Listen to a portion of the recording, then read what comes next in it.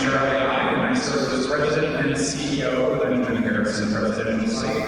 Thank you all for joining us this morning and for your support of civil civic discourse.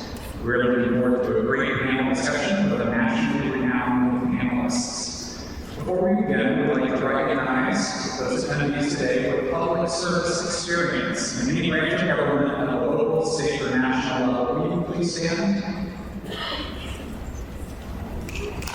Recognize them. Thank you. Also, I'll ask you to please join me in thanking our residential sponsors, REI Real Estate Services, Dorsey Foundation, and April and Rick Sasso, as well as our hosts, Pacers, Sports, and Entertainment. You can put them all around the world. A full listing of the responses can be found on the program. We also want to express our profound gratitude for an engaged board of directors, committed staff, and wonderful volunteers. And we are indebted to the off-the-record steering committee, chaired by Lisa Monkowski and Aaron Dorsey. Many thanks to you, Aaron, Lisa, and the committee, Jeremy Davis, Sidney Eisberger, Will London, Matthew Morgan, Brian Hall, Lucille Picard, and Richard Gary, Lieutenant Commander Peter Rush, Brooke Yarber, and Bethany Oster. Board, staff, volunteers, and committee, please all stand to be recognized.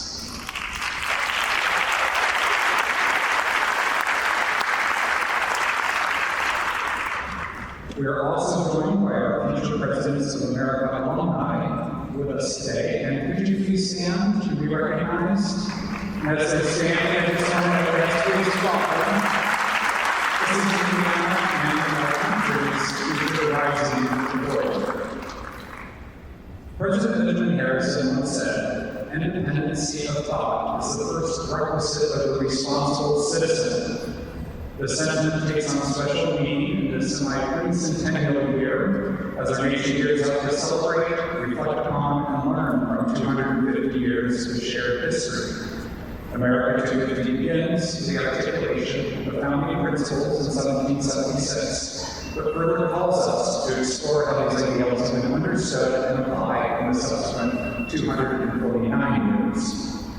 This annual event by the Benjamin Harrison Presidential Site seeks to model this civic discourse and explore the three critical ranges of government in depth through first-hand accounts of prominent leaders who have direct personal experience at the highest levels of government.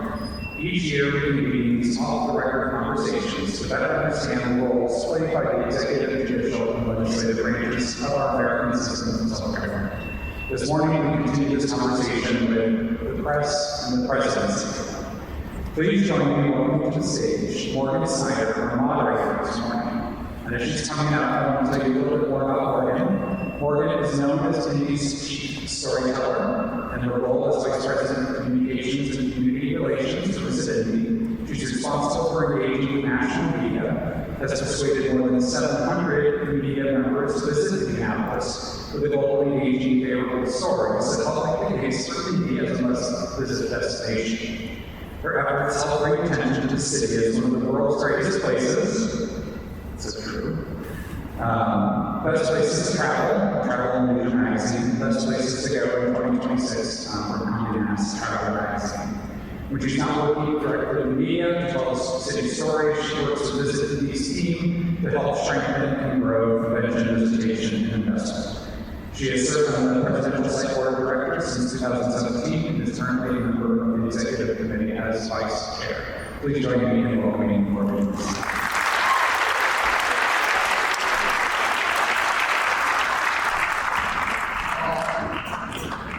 Thank you, Charlie. This crowd looks amazing. This is more than double in size, I believe, than last year. We were supposed to be in another side room at this venue.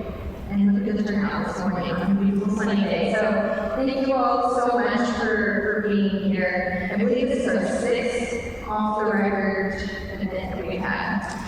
Before I introduce our panelists, we're going to have a fun, insightful conversation. We have incredible stories to share. But I want to think about this moment in time that we're all living in. We're living in a moment where the definition of media is evolving and in real time. Newsrooms are smaller, And new tools like AI are reshaping how information is shared and created. And yet, at the center of it all remains one of the most consequential and complicated relationships in our democracy, the press and the presidency. So a relationship that is grounded in accountability, built on trust, and essential to an informed public. And while the landscape may look different than it once did, the mission has always remained the same: to pursue the truth and deliver it to the American people every single day. And that's exactly what we're going to explore this morning. I could not be more excited to introduce you to a panel of experts who have walked into work at the White House, pretty cool, and have carried both the privilege and the responsibility of delivering vital information to the American people. So with that, I'm going to introduce you to our panelists. We're going to start with Mr. Jeff Eller. If you want to come on up to the stage and find your seat, get comfy. Jeff Eller began his career in media as an award-winning television and radio journalist before moving to Washington, D.C., where he worked for 2 members of Congress, the Democratic Congressional Campaign Committee and the Democratic Senatorial Campaign Committee. He later served as the Deputy Assistant to the President and Director of Media Affairs in the Clinton White House. Today, Jeff is a leader in crisis communications, advising clients on some of the most high-profile challenges in business and public life. His work has included major national issues such as the Firestone tire recall, the GM emission switch issue, blood prevention, and complex communications and public affairs efforts tied to a private equity buyout of a major energy company. So while Jeff is now based in Texas, Jeff remains deeply connected to his Indiana roots. He's a 7th-generation Hoosier who grew up on a farm east of Arcadia in Hamilton County. A farm raising Belgian draft horses at the Indiana. I believe this is the farm's 100th year. Is that accurate? Next year, 2 years. Next year. Okay. He's back to Central of Indiana every year to spend time on the farm. And this is where I have been told to tell you that he believes the Indiana State Fair is one of the best fairs, the best fair in the nation. And I have to agree.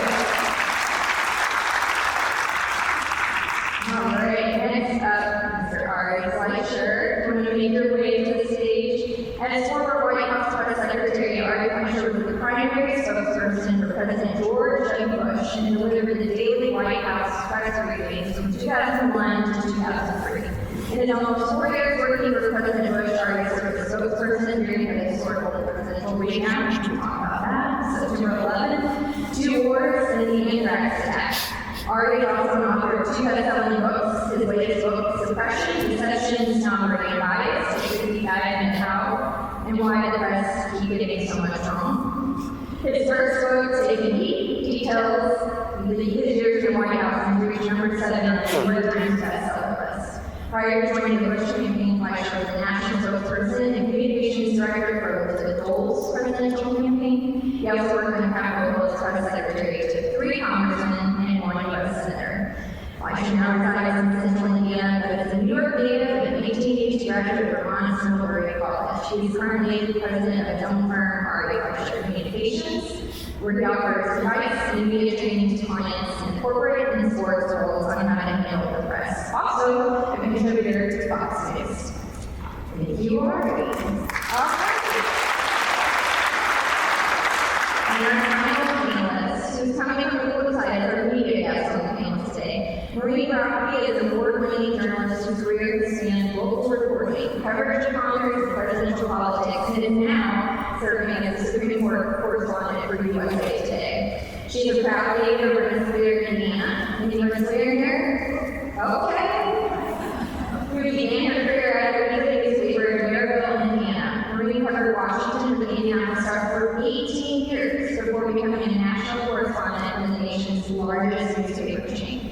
She reported on Congress, Vice President Mike Pence, the 2020 presidential election, and the Biden White House before recently taking over the Supreme Court beat in 2024. And who was here when we did Supreme Court off the record several years ago? Should have been on our panel. Marie has been honored with the National Press Foundation Study Award for reporting on federal roles and local impact. She also won several regional reporting awards as well as state press association awards.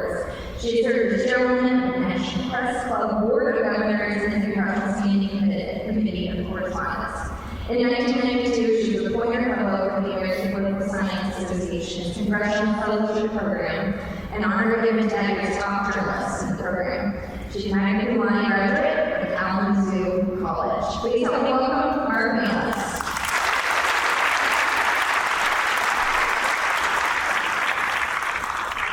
Okay, we're going to settle in, get comfy. As a reminder, this panel is called Off the Record. So you can say anything you want. No such thing, Renee says. Interesting as a journalist. Okay. All right. We're going to start in chronological order from time spent in the White House. So, Dean, it's up to you. In your bio, we talked about how you started in media, then you went to work for members of the Congress, which got you to DC. Then you made your way to work on President Clinton's campaign. So give us a quick overview of how you landed at 1600 North Pennsylvania Avenue in 1993 as the Deputy Assistant and Director of Media Affairs for the Clinton administration. First of all, boiler up.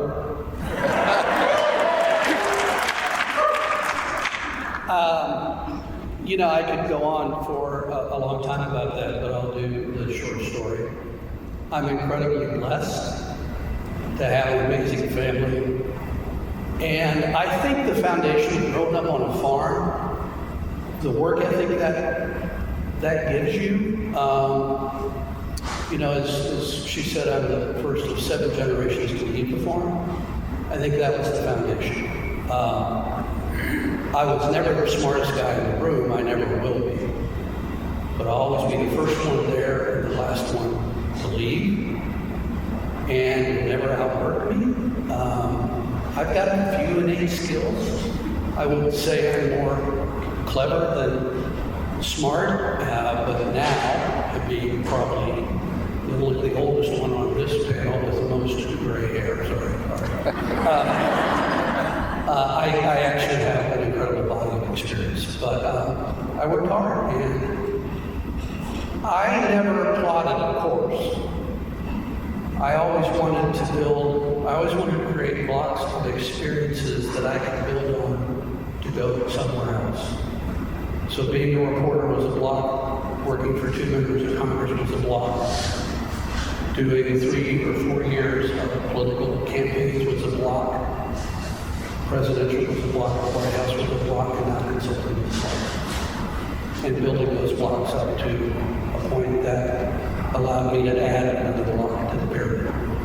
Let's talk about day one in the White House. I believe you were the first staffer to enter into the White House. Walk us through what that day, I think for all of you, when you walk into the White House, this is your new place of employment. How do you feel? What assignments are you given? What's your first steps? I was scared. Everybody thinks the White House has all of this stuff, and it kind of does, but it also kind of doesn't. The moment at the end of a transition from one president to another, everybody leaves. There's a permanent staff as the commander-in-chief on the military side of the house. They're there. You don't see them. There were a couple of maybe career staff assistants, but I walked in on Inauguration Day, January 20th, 1993, there was no one there. I'm the only one in the West Wing. That was my job, to be the transition person for the comm shop, and I did. And I remember this like it was yesterday, the last Bush guy was there, Bush 1, Sean Hall. Clinton takes the oath, we're watching on TV. He says, "Your shot, good luck." And I'm like, what do I do now? 2 guys with kind of odd-fitting suits and bad haircuts walked up to me and said, "Mr. Eller, here's your cell phone, here's your pager, you're in charge." And from then, I sat there until the parade was over, and Dee Dee and George and the rest of the senior staff came, and they'd never seen their offices. They didn't know what they were in for. And I tried to give them a little bit of a primer on, here's where you car, and here's what. And then they all went off to the balls. And I had been lucky because I was in transition. I had to take my office and hire my staff, and they were all already embedded and done. So I had an office, I had a desk. And I went back to my office. I didn't go to an inaugural ball, which is hindsight, I kind of wish it happened. But it was a long day. I wrote a letter to my parents and went to bed and was back in my office at 7 a.m. So you didn't go to the inaugural ball, you sat at your desk, and you wrote a letter to your parents. What did that letter say? You know, I don't know where that letter is. I don't recall what I wrote, but I was probably thankful for them and for being able to do this. Keep in mind, the White House is full of really smart people. I mean, now, they probably wouldn't know the difference between a windrow and a dead fir, and I'm not sure they can change their own oil. But they're really smart, and not having a college degree and working there, I think, made me work harder and more grateful for that. And you got to pick your office, and I see something sitting on your lap, so I'm just going to call this out. You actually have one thing in common with President Harrison, and that's your affinity for cigars. Tell us where you picked your office, and maybe not made the smartest moves. So I didn't want to be in the West Wing, because that's like where the target on your back, so I was in the old executive office building, which is the Eisenhower, I call it Eisenhower office building, and I got to pick my staff's offices was on the side that faces West Executive in the front lawn. I had a balcony, which, you know, they're going to put you in charge. They're going to get you somehow. So I had a balcony. It happened to be right below the vice president's office on the second floor. They would be his working office. Al Gore hated smoking. He ran a whole bunch of stuff. So I would put my balcony on a cigar and his scheduler, who I knew pretty well, covered him, the beeps in the office, which is not slow about. I don't know what beeps in the office. Okay. Yeah. You know, one other story before we'll move on down to our panelists. You told me when you walked into the White House on the first day, you were leading the task for press duty. I found this interesting. Tell us what press duty is. Yes, so there's usually somebody from the press office staff who takes overnight calls. That's back when we had an overnight and it wasn't as accelerated as today. So you would, if something happened overnight, that point person would take those calls, figure out a response, gather information, do what you needed to do. And I had that, and they told me that, the two guys in red suits. And I thought that was pretty cool until we didn't get around to changing me out for about 3 weeks. So this will date me, but you two will remember Helen Thomas, who worked for UPI at the time, was just famous for calling at all hours of the night, screaming at you for information. And she did, and I was really glad to give that up. I'm sure. Oh, Helen.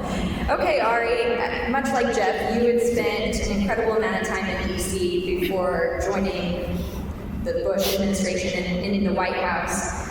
But take us back to the first day as press secretary, because if we're thinking about this moment in time, the year's 2000, you were essentially press secretary before we had a confirmed president. True? Yeah, the election of 2000 was a little close.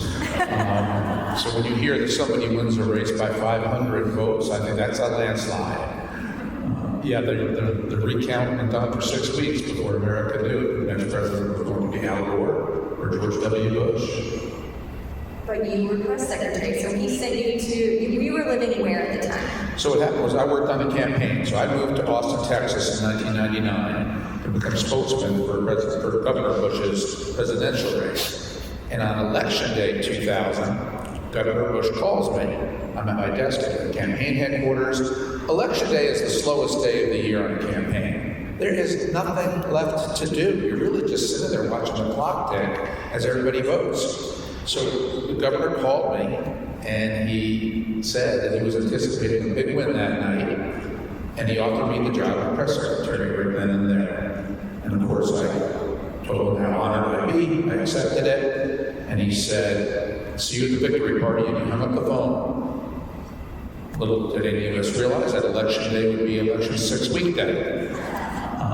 And then what happened was about 3 weeks later, as the recount wore on and on and on, Governor Bush, and I thought was President-elect Bush, made the decision that we were losing too much time, that we needed for a transition to make personnel decisions, policy decisions, and so he asked me to pack my bags, leave Texas early, and go back to Washington to set up the transition along with Dick Cheney. Cheney was in charge of it. I would be the incumbent press secretary, handled all the communications aspects of it. So I left Texas, moved back to Washington, and set up for what we thought would be the transition. You know, and I read somewhere that maybe in that time, that 6-week recount time before President Bush was confirmed, maybe you wouldn't let yourself look at the White House. So what happened was I got back to Washington. I'd lived in Washington for 17 years at that point.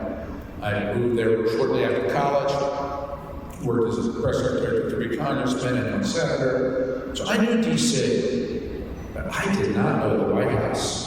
Other than being a tourist, I had never been inside the White House. So it still is this place to me of incredible, rarefied air. And grown-ups get to go to the White House. I was just a young staffer.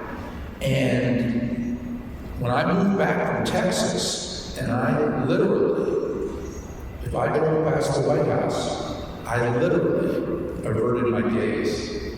I would not let myself look at the White House until after 6 weeks, when the Supreme Court ruled that Governor Bush did indeed win the race. Only then did I let myself look at the White House and say, I'll be allowed to come inside that unbelievable building as the spokesman for the president. So Ari, as the primary spokesperson for President Bush, walk us through your typical day. I know that sounds ridiculous to ask what the typical day is in the White House, but just humor us. Alarm clock goes off at what time? 5 a.m. 5 a.m. What does your typical day entail? Oh, it was easy. Get up at 5, get ready for some softball questions from friendly White House reporters who love Republicans and President Bush. Have cheese, wine and cheese every day around 3, 4. It was brutal. It was the most difficult, hardest, pressure-filled, grinding, magnificent, wonderful, best thing I could ever do in my life, professionally.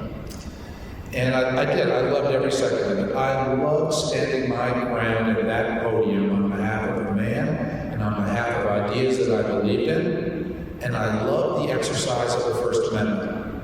I loved the fact that reporters, especially during the time of war, 2 times in the war, could ask whatever it is they wanted. And it was often my responsibility to swat that down, because they were asking things that no sensible person should ever answer on live TV. But this is the way our system works. And I thrived on it. I loved being where the front page, back in the days when there were front pages, I loved being where the front page was going to be made before anybody knew it was on the front page. And that was the thrill of the job. The other thrill of the job was I would spend a quarter or a third of my days in the Oval listening to what the president listened to, hearing the president, hearing his briefings, for all the leadership meetings with congressional leaders, policy briefings, meetings with foreign leaders. Interestingly, I got to know Vladimir Putin very well because he was his frequent. Bush and Putin regularly met, which tells you how long Putin's been around.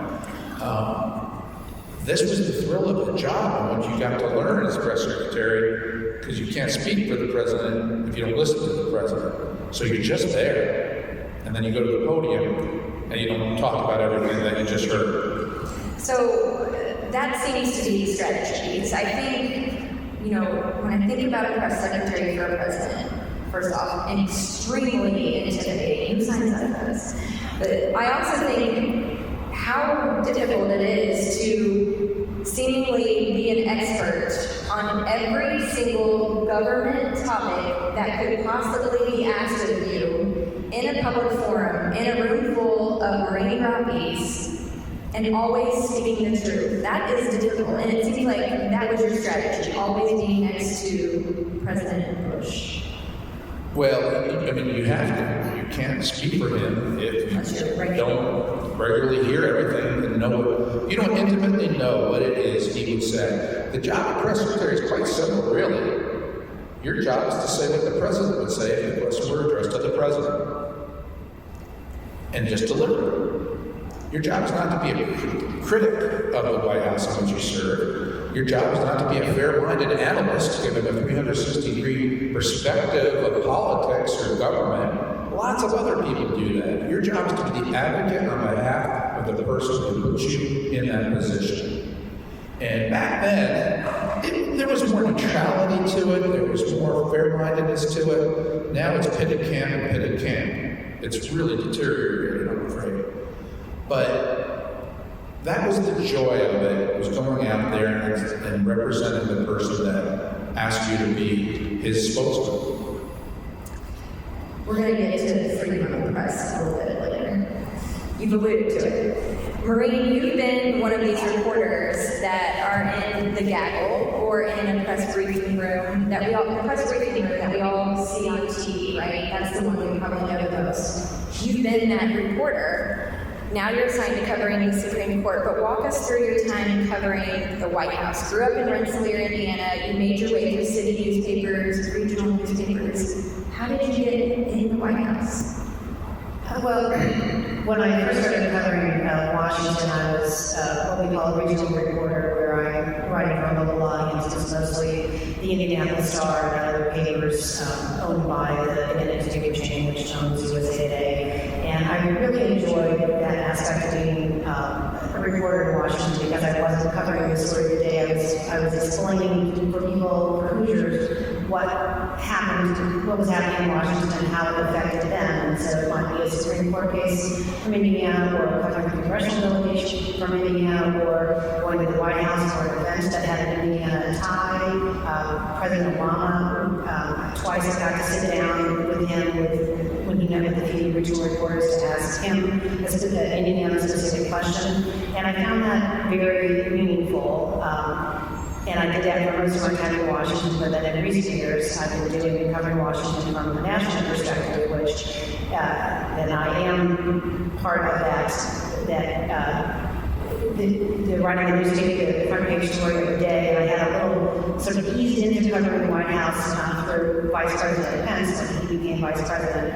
I started covering the White House mostly covering him, who I had covered from his first days in Congress, so I knew him well.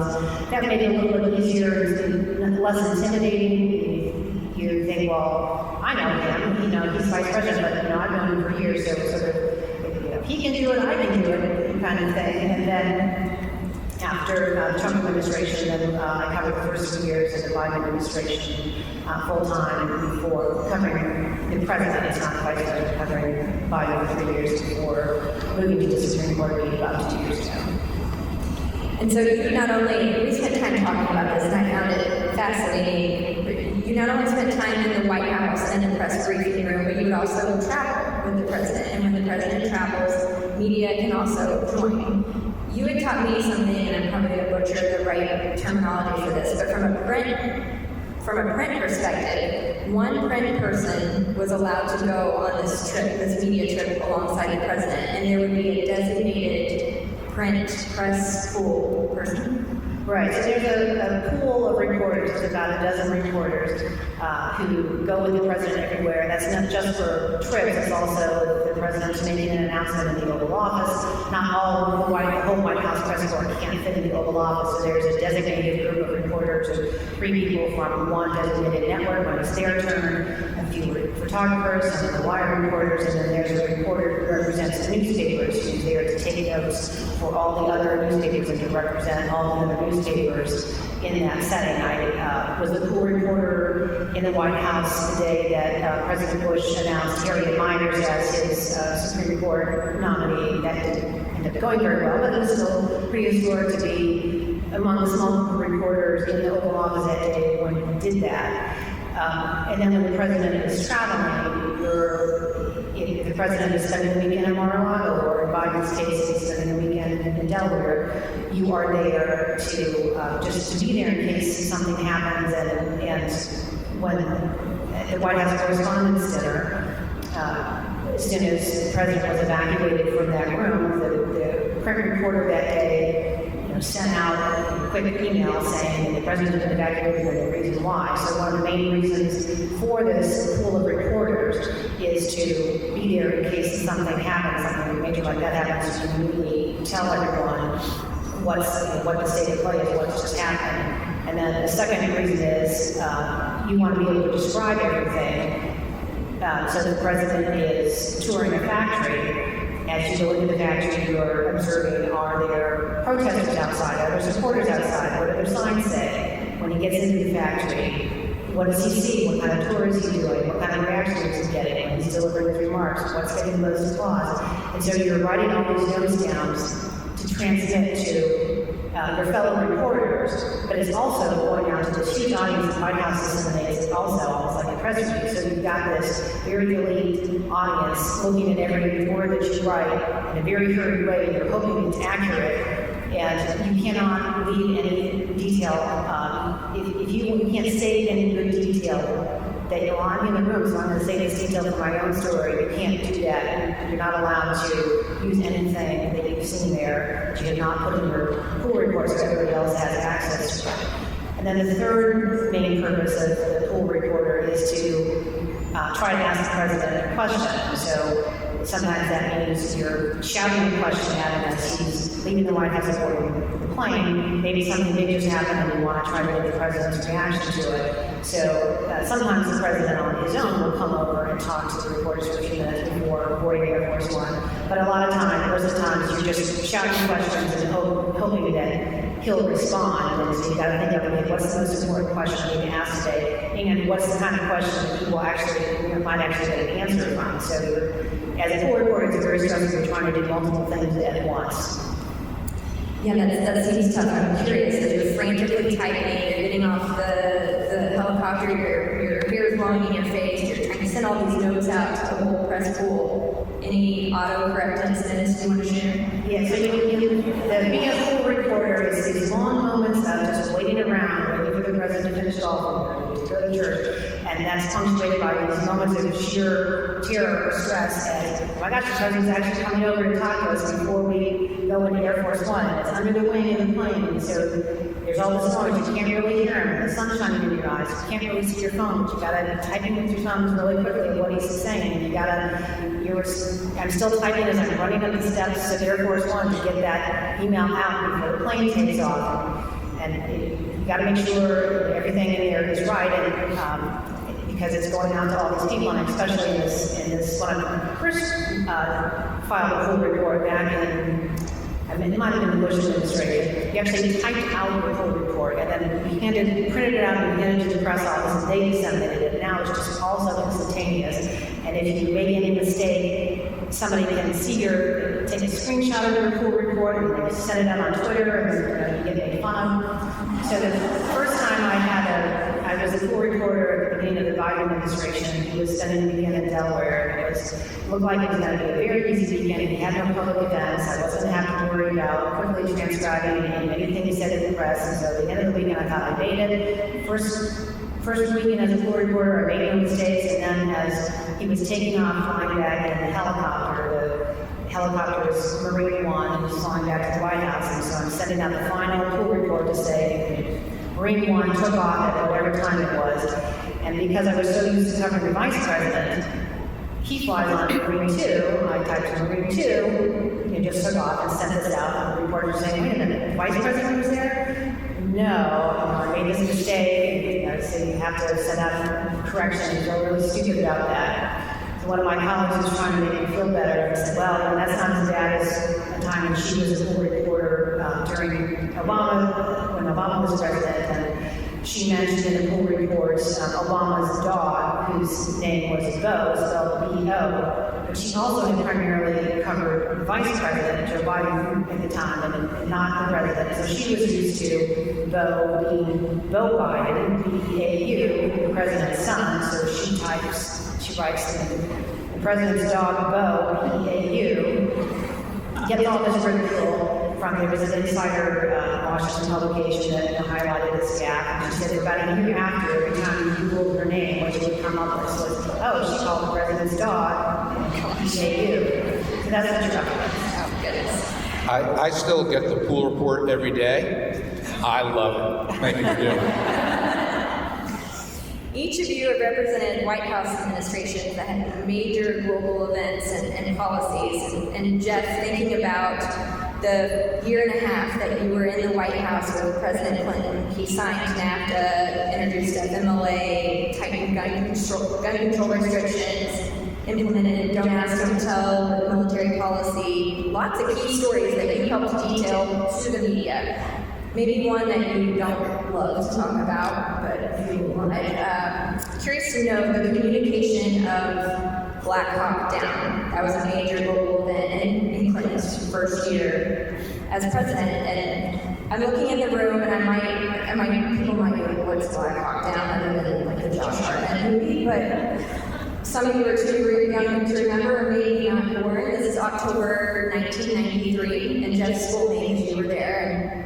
But this was the raid in Mogadishu, Somalia, where we sent the U.S. over to capture militia leaders. But what ended up happening was Somali militia shot down 2 U.S. Black Hawk helicopters, and what was supposed to be a quick raid turned into a desperate rescue mission for American soldiers. And, I believe we had 18 American soldiers who died, 80 wounded, 100 Somalis dead. And this is very much in the public, a lot of public feedback and perception of this. First year of the Clinton administration, doesn't look good on Clinton, media want answers. What do you do? So our first 6 months was nothing short of a circus. In engineering terms, it's what you call design build. We were designing it as we built it, and we didn't do a very good job in the first 6 months. We had an attorney general problem, we had gays in the military, our comm structure was not great. We had a difficult time transitioning from a campaign mentality to a government mentality. And we were not overburdened with people who had both governing experience and policy experience. So, and we had a president who was young and growing into the job at the same time.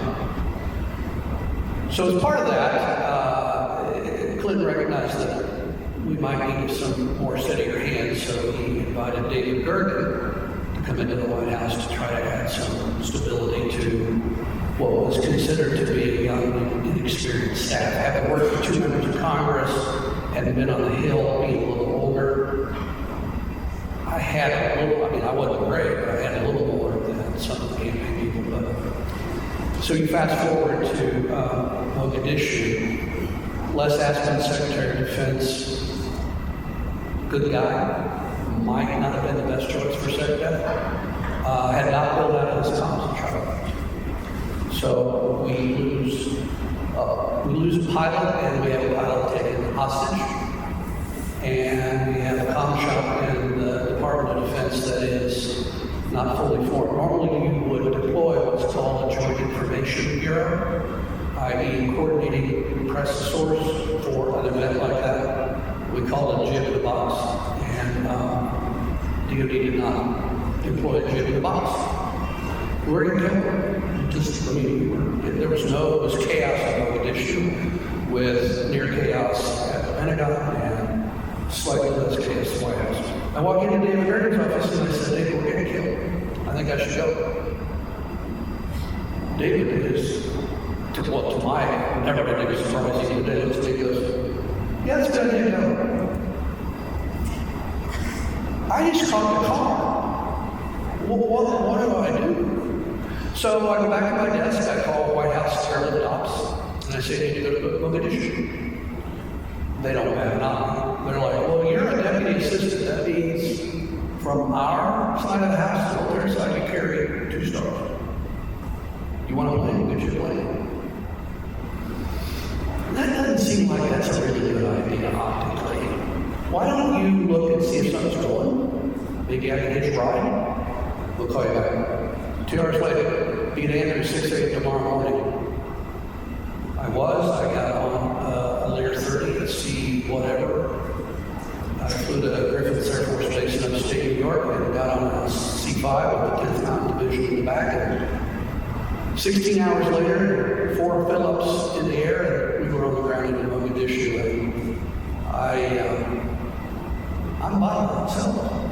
So I worked with the Joint Chiefs and people on the ground tried to bring some order to what was chaos. Desperately tried to form a pool, as Marie just outlined. Pools at the Pentagon, no different pools at the White House. Worked with Ambassador Oakley on the negotiations to compile it back, and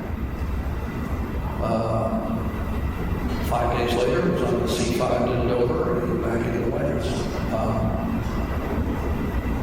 As Ari said, it's scary, it's frightening, it's the most magnificent, awesome job you can ever have. And I still think we do. One short story. So, the Pentagon did not like it. They do not like White House involvement when they didn't have all that held in the change. And so they had stuck me in a burnt out school building with a cot. And nothing else. Fine, I'll show you. Living off MREs. My first night there, I'm trying to get to sleep. So this was a multi-force deal in Mogadishu. So there were troops there from Germany all over the place. The Turks had perimeter security around where we were. So there's tripwires out there. If you get a tripwire flare goes off, maybe you shoot, maybe you don't. Turks, you really want Turks doing your perimeter security. They shoot at everything. So it's 2 a.m., I'm laying there, I'm half asleep, and I hear flare goes up, and 50 calibers just unload on this perimeter. It was a chick. I love the Turks. They'll shoot it Similarly, Ari, we can think of many pivotal moments in Bush's administration, probably none more pivotal than 9/11. Many of us recall exactly where we were at that moment. Many of us recall the photos of President Bush sitting in a schoolroom reading to children when he first learned that the first tower had been hit. You were there. Curious if you can walk us through that day, that week, how you engaged with media in this moment of uncertainty. Yeah, it'll be 25 years. It's amazing for me to look back and think it was 25 years ago. That's forever. But for those of us who were there, it was yesterday. It always will be. It was a routine, boring day at the White House. We were traveling in Florida. The president was promoting educational initiatives to help children, particularly minority children, read, a big focus of his administration. And we are motorcaders pulling up to the Emma Booker Elementary School in Sarasota, Florida. And back then, there were no smartphones. We had these, I don't even think we had cell phones back then. Because we did. We have no, if we did, flip phone. no, we didn't even have BlackBerrys. I had a pager, which is how I first heard about it. I got a page from my staff in the White House saying, and it was one of these high-tech pagers where you could type something in, but they could send a message to the screen, and that's how I heard about the first tower being hit. The president goes in and is shaking hands with people, and as soon as he's done shaking hands to go into the school, it was Karl Rove actually. Karl is the first one to go up to the president and say, World Trade Center has been hit by an aircraft. At that point, we all thought it had to be an accident. We thought it was a heart attack, a small aircraft. None of us had seen any of the videos yet. Everywhere the President of the United States goes, if the President was here right now at Gainbridge Fieldhouse, there would be a room set up, guarded by the Secret Service, that has secure phone lines. It is so in case the President, 24/7, anywhere he is, he can go and talk on a secure line to anybody he needs to anywhere around the world. In the 9 months I had been in the White House, I had never seen the President go into that room. As soon as he was told that, the President goes into that room, gets on a secure phone, gets on the phone with Connie Rice, National Security Advisor, but none of us really knew anything. At that stage, it was just an aircraft hit the World Trade Center. The President goes onto the event and is reading to school children, And I'm leaning against the wall on the other side of the president, off to the left of where the president's facing the audience, and I get a second page telling me the second tower was hit. And I instantly knew it had to be terrorism. About 20 seconds, 30 seconds later, Andy Card, the chief of staff, walks into the room, does something I've never seen happen before or since. He interrupts the president at a live event, whispers in the president's right ear, "America is under attack, second plane hit the second tower." And that began the day. The biggest takeaway I have about what took place on that day was how much wrong information made its way up to the president. When we boarded Air Force One, the president gives a brief address at the school, we get in the motorcade, fly back to Air Force One. At that point during that motorcade, we got the word of the third plane that hit the Pentagon. We board Air Force One, and the first thing we're told is there are still 6 aircraft in the sky that had not responded to the order now. Every plane in America had been ordered to land. 6 aircraft had not yet landed. Shortly thereafter, we get a report the plane went down near Camp David. That was the 4th plane that went down in Shanksville, Pennsylvania, which is about 100 miles away from Camp David in Maryland. At 10:32 that morning, we're on Air Force One. I basically glued myself to the president's side and took verbatim notes on everything he did and said that day, kind of like a reporter. And 10:32, the president's on the phone with the vice president's in the PIOC underneath the White House, the Presidential Emergency Operations Center, the bunker, which is now going to be a bunker under a ballroom, but he's in the bunker at the White House. And the report comes in saying, Angel is next.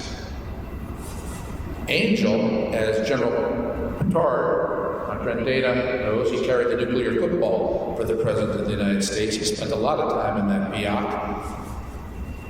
Angel was the code word for Air Force One. No one's supposed to know what the code word is for Air Force One. Angel is next. At that point, I only learned this a couple years later when I had lunch with the Air Force One pilot, Colonel Tillman. When Colonel Tillman, the pilot, heard the report come into the president saying Angel is next, he stationed an Air Force security force, member of the protective guard for the physical aircraft, at the base of the steps on 747 that went up to where the pilot sits in Air Force One. It's on the 3rd level of Air Force One. There's one set of stairs that goes up to it. He stationed an armed security force officer, so no one can come up to the cockpit of Air Force One. Thinking, could this now be an inside job? How does anybody know the word Angel? When we got to Barksdale Air Force Base in Louisiana, we were told that an unidentified aircraft was headed toward the president's ranch. That turned out to be a crop duster. We heard a report that the State Department was on fire, that the mall was on fire. All of that turned out to be wrong. The amount of wrong information that all of a sudden made its way through all the filters that are supposed to be in place, and only accurate information makes its way up to the president, was unbelievable. And the reason was, because we were surprised already that this could have happened, no one else in the government was going to fail to pass information up to the top in case that information turned out to be true. So the amount of false information we were dealing with was profound. And it impacts your ability to make decisions because you need to let things settle. You need to take some time to see what's true, what's not true. The other, and I could go on forever about this, but the other big impression I had September 11th was on what was the most emotional day for our country. Thousands of people lost loved ones. People are watching on the screen the horrors of New York City, people jumping out of the World Trade Center, what happened at the Pentagon, what happened at Shanksville. The emotion of it all, yet on Air Force One, and everybody around the president was like this, unemotional and calm as could be.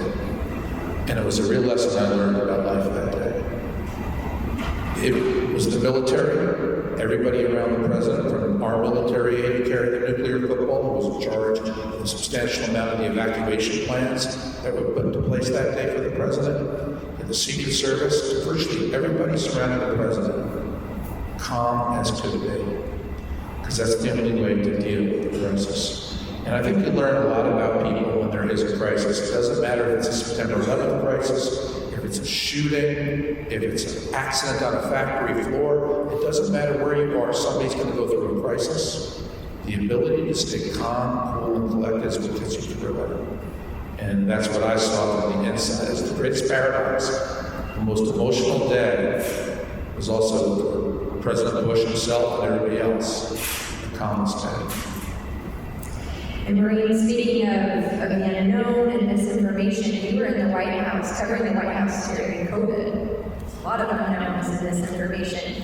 Can you briefly walk us through what that period of time was like? I think we've seen some photos on the slideshow where you're in the press briefing room and there's way fewer people in there. So you're one of the few reporters that are allowed in the press briefing room, fully masked.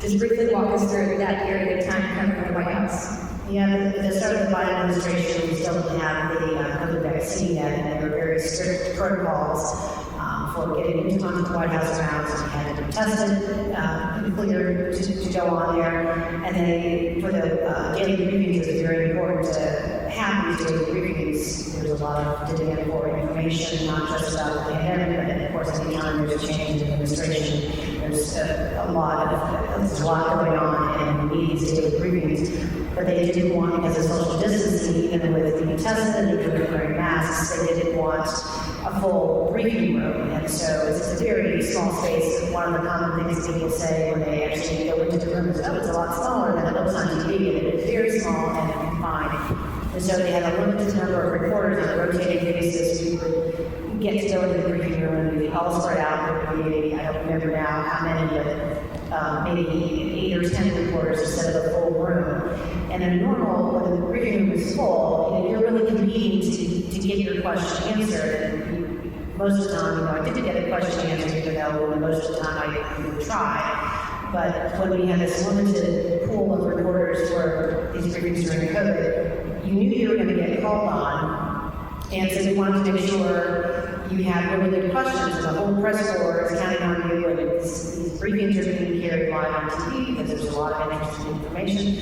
And for me, as a fairly new White House reporter, this was really a high-stress situation, so I was actually glad that I had to wear the mask. That made it easier for me to ask my questions of Jen Psaki with all these TV cameras facing me, and feeling like I had a little bit of protection, a little bit easier to do that. Okay, I know we have 10 minutes left, and I have a slew of questions and stories that we would love to share.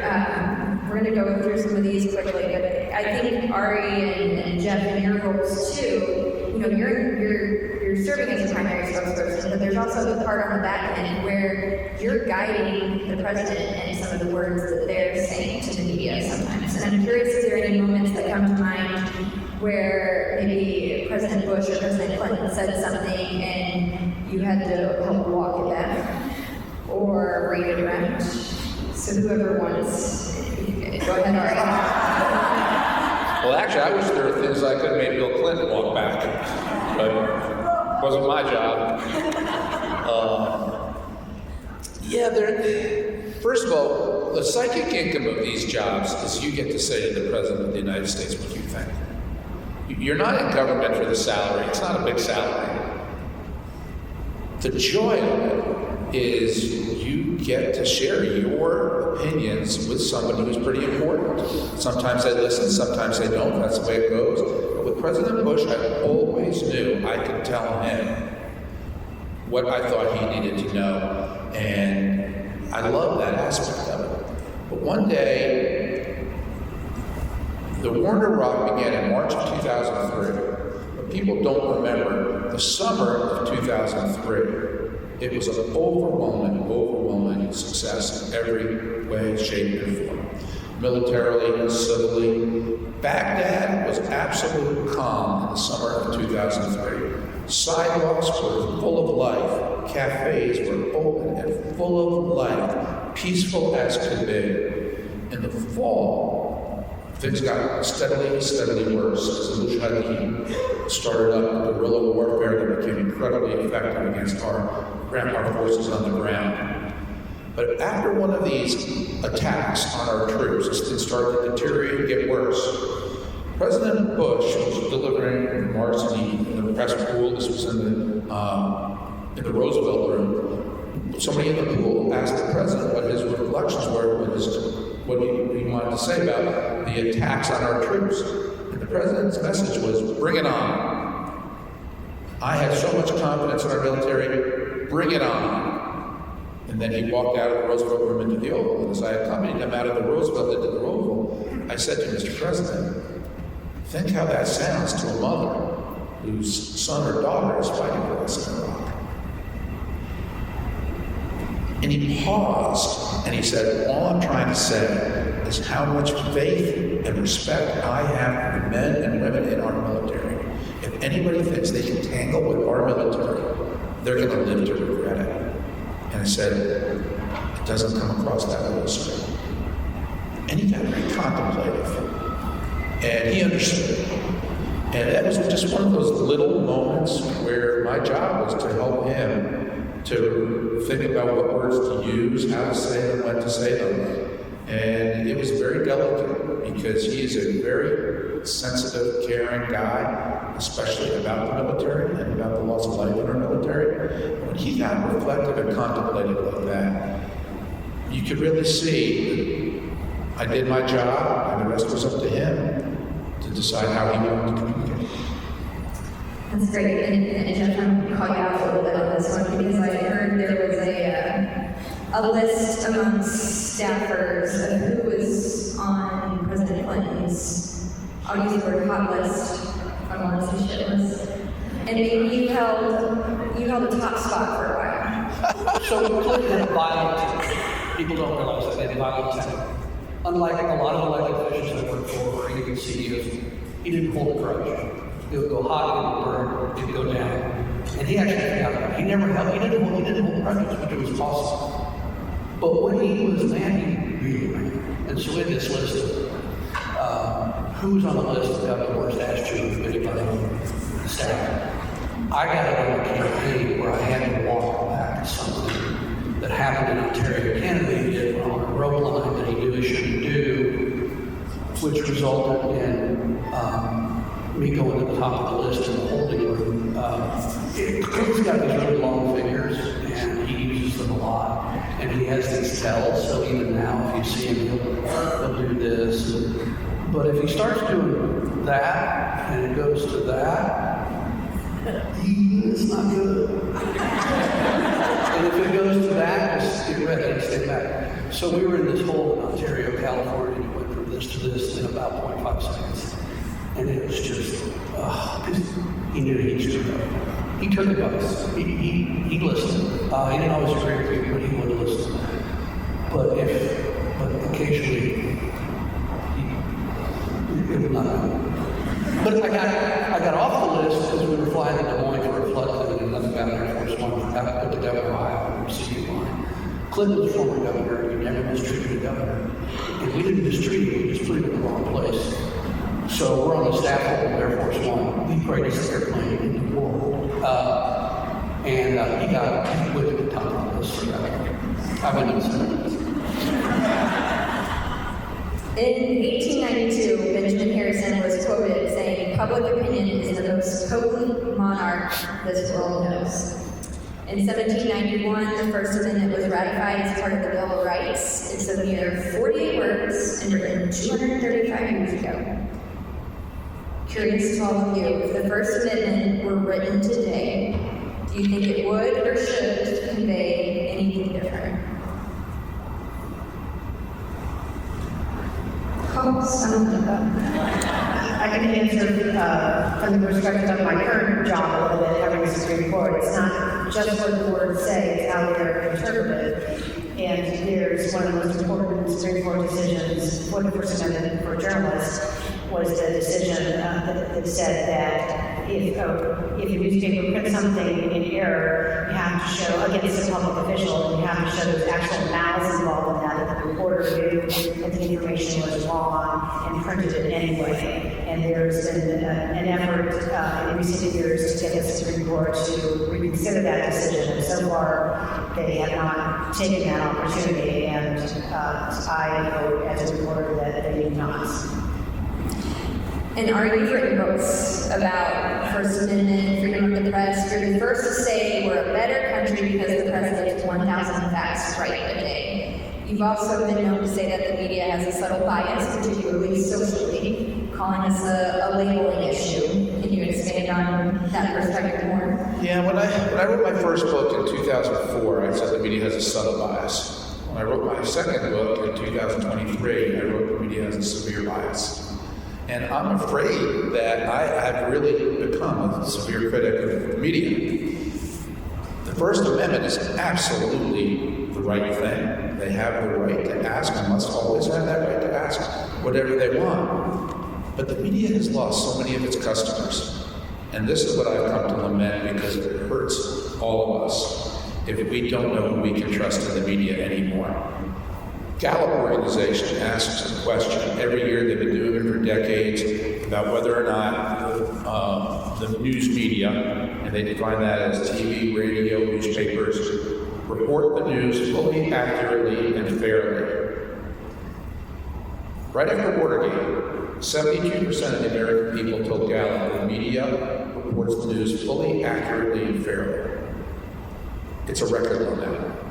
28% of American people believe that the media does its core duty to tell the news fully, fairly, and accurately. Here's the breakdown by party. 51% of Democrats believe the media tells the news fully, fairly, accurately. 27% of independents and only 8% of Republicans believe that. Young people, only 28% of those 18 to 29 believe that. And then it gets worse. The Pew organization also took a poll, and they found that 58% of adults say that news organizations, quote, do not understand people like them. It's not only now that the media doesn't tell the news fully, accurately, and fairly, the majority of Americans say the media does not understand people like them. The biggest bloc that does say the media understands people that are like me are college-educated Democrats. And what I've come to learn and see in the course of my career is that the media, which has always been liberal, but throughout the 80s, 90s, and even the early 2000s, where the media said, yeah, we may be cut from a similar cloth, but our job is still to be neutral and tell the news straight. I always thought they were liberal. They didn't quite tell it straight, but at least they strived to do so, almost all of them. With the advent of social media, the changing of economics in newsrooms, that doesn't cut it anymore. Reporters have become activists for a cause. And as 71% of the Democrats say, college-educated Democrats say, they understand people like me. That cause overlaps with what college-educated Democrats tend to think. The media has started to drive itself around an ideological cul-de-sac, telling the same stories to the same people going round and round and round. And much of the rest of America feels left out. They don't trust the press. They just want to go somewhere and get the news straight. And I think it's a huge crisis for our country. Because I don't want to spend as much time as I spend reading things left, right, and center just to know what the facts are. I want to stop taking pictures of things and go on AI and say, is this true? Is this not true? I just wish I could get that from someone in the media, down the middle. And the economics is really what's changing. I'm going to close this section with just one quote from Jill Akers, who was the former top editor of the New York Times. She wrote a book. And in it, after she reflected after the first Trump term, she said the New York Times news pages, quote, were unmistakably anti-Trump, as were the Washington Post's. Some headlines contained raw opinion, as did some of the stories that were labeled as news analysis. The entire economics of the New York Times now depends on subscriptions, on the number of people who have online subscriptions, essentially, to the New York Times. overwhelmingly college-educated liberal Democrats in their leadership. They cannot afford to kick off their subscribers because they no longer have advertisers because of the changing economics of the media. If you don't have advertisers who used to force you to be more toward the center, not to be either one extreme or another, just to tell the truth, it don't matter if you alienate one group or another, advertisers will stand by you. Subscribers will now cancel you instantly. That's what happened to the Washington Post. So the New York Times whole model now is to appeal to their almost 10 million liberal subscribers. It's no longer the newspaper it was. This is, to me, the tragedy that's happened to journalism today, and why the American people have lost faith and trust that they can get the news fully accurate and fairly anymore. And I know we're over time, but I do want to give Jeff, as someone who started your career in the media or even represented the media, I want to hear your perspective on current landscape of the media for you on the press. First, the First Amendment should not be changed. It's fine the way it is. I think we have a labeling problem in terms of what's reported and how it's reported. I don't fundamentally at my core disagree with everything Marty said. I'm less inclined to believe there's just baked inherent bias. I do wish they would label better. Like I think MSNBC, which is MS Now, should be labeled as advocacy journalism for the sake of Fox. I think the media's lost the fight on how they label what they do, and they should be a lot more careful to put pieces into either analysis or opinion than history factor. But that said, I'm hopeful with the trend in nonprofit journalism. The model is the Texas Tribune. If you haven't read it, you should. I read the Indianapolis Mirror and the Indiana Citizen pretty much every day. I'm hopeful that the nonprofit model, which is designed to be more local, is better and more informative than the current trend across the board for other outlets. Marie, no pressure. We have to. Right, so this is 2 against 1, so I get the last word. So I agree with one of the things you said about a lot of the problems stemming from the collapse of the economic model of journalism. And journalism used to be sustained. The newspapers would get their revenue based on a little bit of subscriptions, about a third of classified advertising, and about a third of print advertising. And the 2 of those have collapsed, and the subscriptions have also mostly gone away because people expected to get their news free online. And that has just decimated newsrooms. When I really enjoyed being a regional reporter, as I mentioned, now there's almost nobody doing that job anymore. When I started covering Washington, reporting again on newspapers, there were about 8 or 9 of us covering, interpreting Washington and telling readers what it meant for them. Now nobody is doing that, and that's the case in those states. The Washington Post just laid off hundreds of journalists. The Associated Press just had buyouts, and they didn't get enough, so they're going to have layoffs. The newsrooms that I have been a part of for decades, they're shadows of their former self, and we have not yet figured out how to have a sustainable economic model. And we need, there's still going to be plenty of journalists covering the White House as topics, but what we don't have, what's really gone away, is the lower levels. Covering local news, covering local news from Washington, and that, to me, is what is very disturbing about the current state of things, and I hope we'll find a solution for it. I feel like this is very heavy right now. This is heavy. We're going to end up in one. This is a blink reaction. We're going to go down the line. This is just your blink reaction, fun question. We're going to close it on something happy and fun and hopeful. Give us the coolest person you met on the job. Elmo.